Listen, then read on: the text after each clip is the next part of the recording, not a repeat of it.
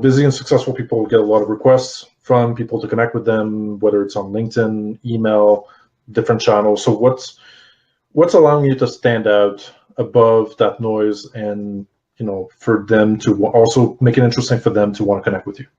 Mm-hmm. So that's a great question. I think a lot of people in the online world focus on quantity, when with the influencers you should focus on quality. So people are receiving a lot of spam-like outreach emails sent via different tools online.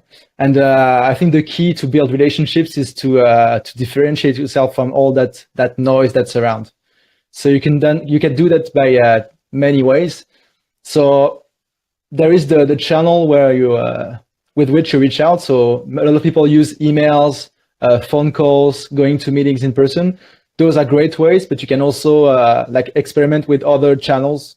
So for instance, it's pretty easy to reach people via Facebook Messenger.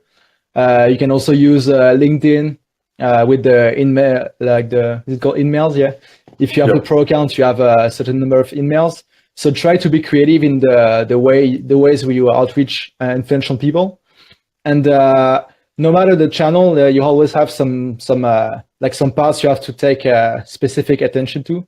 So if it's an email, you should really polish the email, the subject line, to make sure you catch their attention and you entice them to open the email.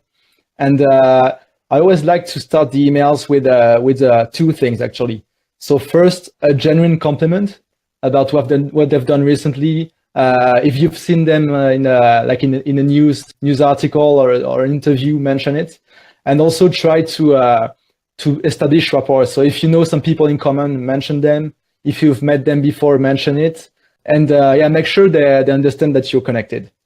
Then you also, so busy people have very little time available to answer emails, especially from strangers. So make sure you make clear that you won't take too much of their time, so that the emails should be straight to the point, and you could mention that you'll be short, and get to the point about what you're going to ask, and provide a clear call to action. So I like to bold this sentence, the call to action, because that's really what you want them to read. And if you can get introduced by a common connection, it's always better. And also, I mentioned get to the point, but it's not necessarily asking for something. I think when you start a relationship with someone, you should try to give them value before asking something. So that goes back to the advice from Gary Vaynerchuk in his book, Jab, Jab, Jab, Right Hook. So you should try to give them things, give them value. If you see a news article that could be relevant to them that they wouldn't have seen, maybe email them the link to this article. So try to build value, and then ask them for what you're going to ask.